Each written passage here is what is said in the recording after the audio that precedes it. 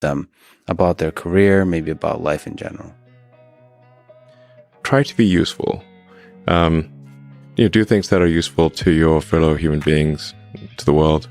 It's very hard to be useful. Very hard. Are you contributing more than you consume? Can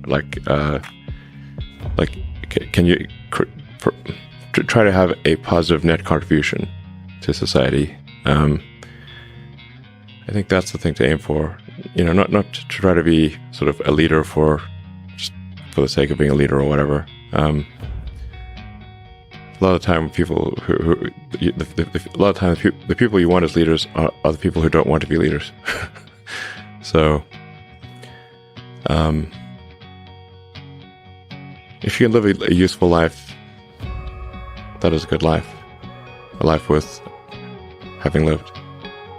And like I said, I would encourage people to use the mental tools of physics and apply them broadly in life. They are the best tools. When you think about education and self-education, what do you recommend?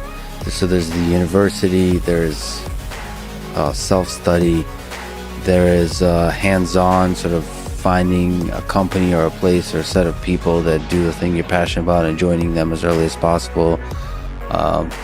There's taking a road trip across Europe for a few years and writing some poetry. Which trajectory do you suggest?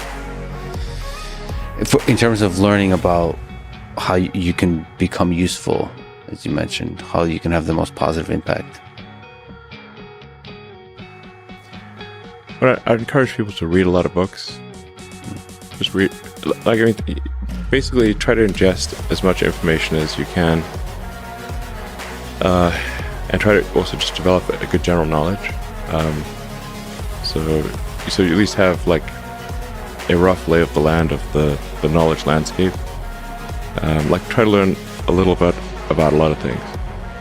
Because you might not know what you're really interested in. How would you know what you're really interested in if you at least aren't like doing a peripheral exploration broadly of the knowledge landscape?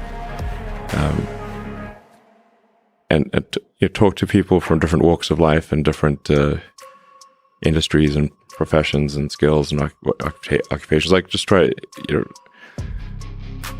learn as much as possible. Man's search for meaning.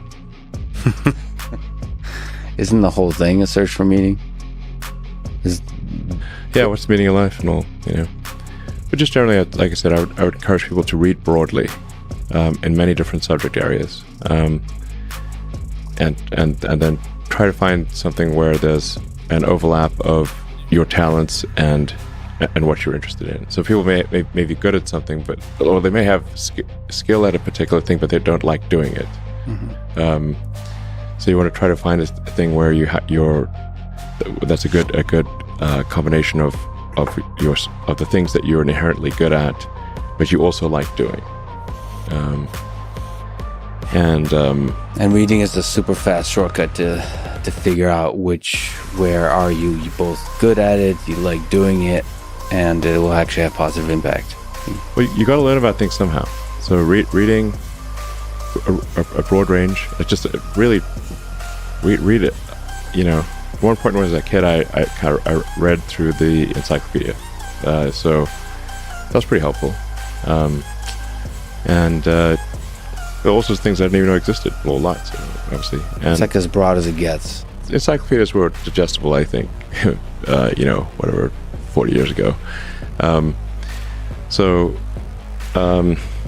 Maybe read through the condensed version of the Encyclopedia Britannica. I'd recommend that. You can always skip subjects where you read a few paragraphs and you know you're not interested, just jump to the next one. So read the encyclopedia or skim through it.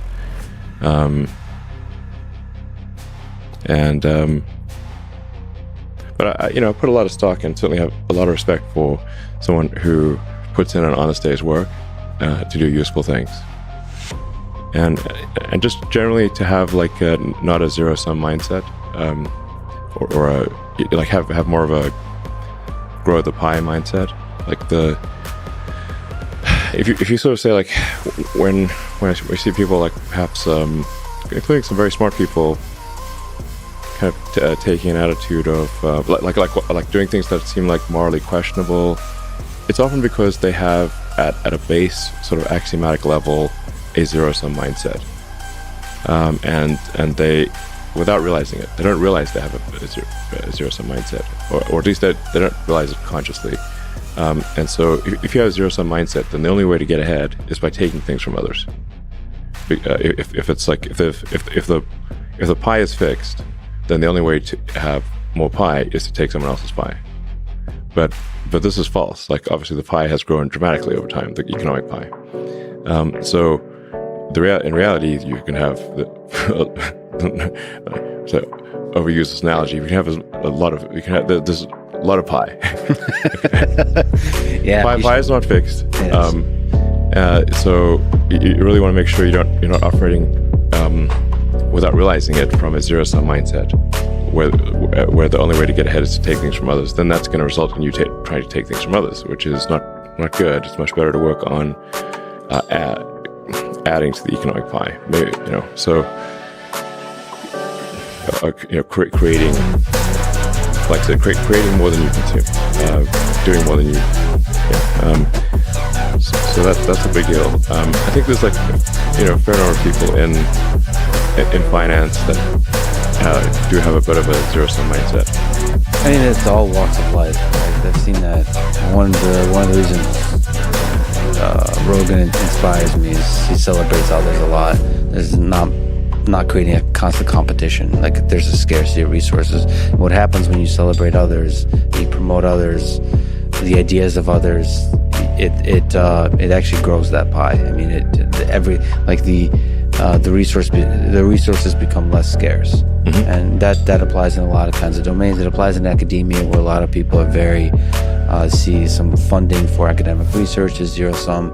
It is not. If you celebrate each other, if you get everybody to be excited about AI, about physics, about mathematics, I think there'd be more and more funding, and I think everybody wins. Yeah, that applies, I think, broadly. Yeah.